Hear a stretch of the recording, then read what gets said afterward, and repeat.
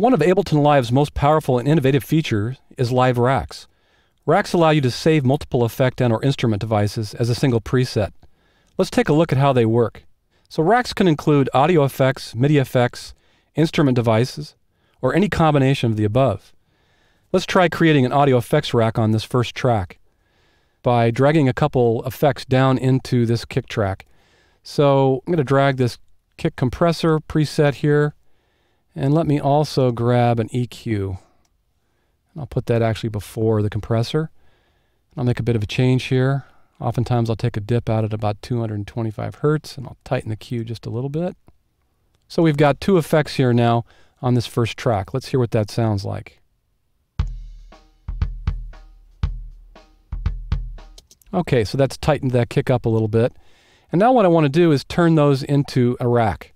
So I'm going to select the two title bars of those effects, and I'm going to right-click, and from the contextual menu, I'm going to choose Group. You could also use the key command, Command-G, or on a PC, Control-G. Now, those have been put in a rack, and I know that because I see these brackets that are on the left and the far right-hand side of these two effects. We also get some other show-hide switches that we've never had before, and that includes the macro, which allows me to take any parameter that I have on these two devices and map that over to these other knobs so I can change them from there. And we'll talk about this more in a later video, but for right now, we're going to move on. Additionally, I can also show the chain list that's part of this, and we'll take a look at that in a second. And I can show hide the devices in the rack by clicking on that button. Now, once you get this all dialed in, one of the things that you might want to do is save this for use in a different session. And you can do that by simply right-clicking on the title bar and dragging that into the area you're saving your effects. So I might go up to the audio effect rack folder there, for example, drag that up, drop that in that area, and then it allows me to name that. I might call this kick, EQ, and compression. Now, one of the great things about this is I can use this on another track immediately by just switching to that track and either dropping this on the track itself or down here in the drop audio effects area on the track. And bingo, I've got those same settings. Now, as you're going to see, these racks can get very, very, very complicated. Here we've just got two effects, but imagine multiple effects here, all saved, maybe even with different signal routing and so on, all as one preset. It's really powerful. So another way that I can create a rack is to drag the empty rack preset onto a track. So in this case, I'm going to drag this audio rack folder, which is actually the empty rack preset, and drop that over in this drop audio effects area. And we see the brackets, but we don't see any effects. And now all I need to do is drop the effects into the rack itself. Now I'm going to go into the chain list to do that. So let me bring that up. And let's add a chorus effect. And then maybe some kind of a delay. Let's grab the ping pong delay. And I can drop those onto that track. And now for a little bit better visual identification, let me click on that and I'll rename that first chain. Let's call that chorus. And the second one, I'll call delay. Now, one of the differences in the way I've set this up is that as the signal passes from this virtual instrument device into the rack, it's going to be split or copied so that I have two signals, and then it's going to go into both of these simultaneously, and it'll be processed in series and then added back together at the end. Now, if we go back to this kick track where we put these other two effects, this is a classic example of processing in series, where the signal passes through this EQ first and then is passed on after processing into the compressor. Okay, so let's take a look at what we've got here. Now I'm going to close this down so that we have a little more room. I double-clicked on the title bar of that preset to get it to minimize. And now I see the effect rack, and since I've got the list open, I can see the two effects that are available, and because I have the device button showing, when I click on these, we'll actually see the devices that are part of those chains. Now I've got another version of this that's a little bit more dialed in, so I'm going to switch to this last track over here that shows kind of the same thing set up with 5 different effects. So let me minimize the virtual instrument by double-clicking on that header, and now we see the 5 effects. So the mix of these 5 effects can be changed by changing this column right here, where I've got a control over their total levels. So each one of those can be adjusted. Now if we listen to the whole thing, Let's put that track into record enable so we can hear it. We can hear what's happening. And if I bring the flanger down, we'll hear a little bit less of that effect. And I can adjust the other ones in the same manner. Now you'll notice in this next column that I've got the ability to pan effects to different parts of the stereo spectrum. So I've got the flanger pan to the left side and the EQ hard pan right. And we can do that individually with each effect that's part of this rack. I can also mute individual members. For instance, let's just hear the flanger portion.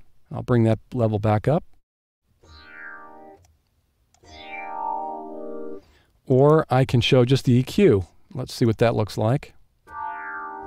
You can notice that I've eliminated almost everything on the bottom and on the top to get that kind of telephone booth effect.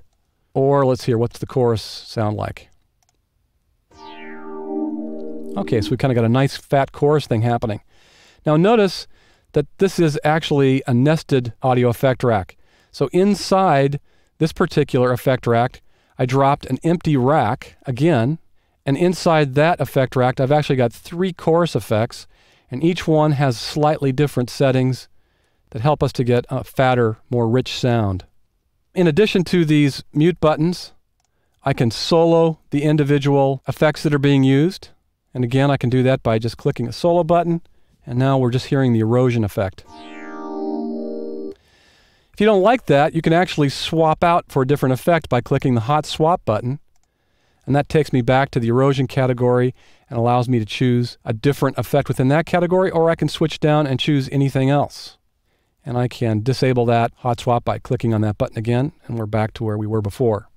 Another powerful thing that's available as part of audio effects racks is these different views. Now this chain view allows me to set ranges where these effects will work or not work.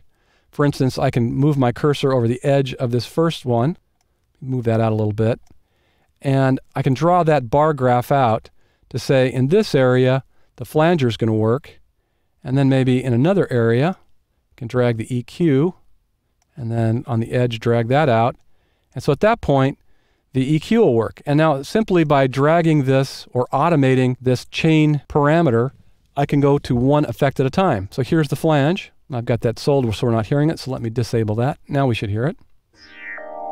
So there's the flange. Now here's this EQ setting. Now one handy thing that you might want to try is if you make one of these bar graphs the entire range and then right click on it, you can use this feature in the contextual menu that will distribute the ranges equally. So now all 5 have their own range. Another handy thing that you can do is to overlap them. So I'm going to choose the bottom 4 over here in the chain list. And now when I move my edge over that and drag that, you'll notice that I'm actually changing the 4 that are selected. In addition to that, you might want to gradually move from one effect to the other by fading one out while the other's fading in. So I'm going to grab this little light bar graph that's on top of this, and that controls that fade amount, and I'll drag that across. And you can see that little fade indication there on the bar graph. And then I'll grab the top 4 and do it on the end of the other ranges so that I've got one fading out while the other one fades in. So again, down here I should get flange. As I get in this area, I should get a little bit of flange and EQ. And as I do that, notice in the meters here that you see signal passing through those 2 effects, but none of the others. And so on as I move over to the chorus. Now we see the effect down there. Now one of the ways that we can actually make use of this in our music is to add automation. So if I flip over to Arrange View, I'm going to draw automation in that will actually automate the change from those various devices in the rack. So let me bring up the pencil tool. I'm going to draw some automation in here. Now the range on this is 0 to 127, and when you look down on the rack, we'll see that the first effect is on 0 to about 24, and I pick up somewhere there just below 24. So I'll draw automation that will get me into the first 2 of those devices. So I'm in the first one, and then in the second bar, let's take this up to my 20s, and I'll pull across. Okay, so now when I hit play on this, we'll hear it play first with the flange effect, and then we'll hear it change over to the EQ effect.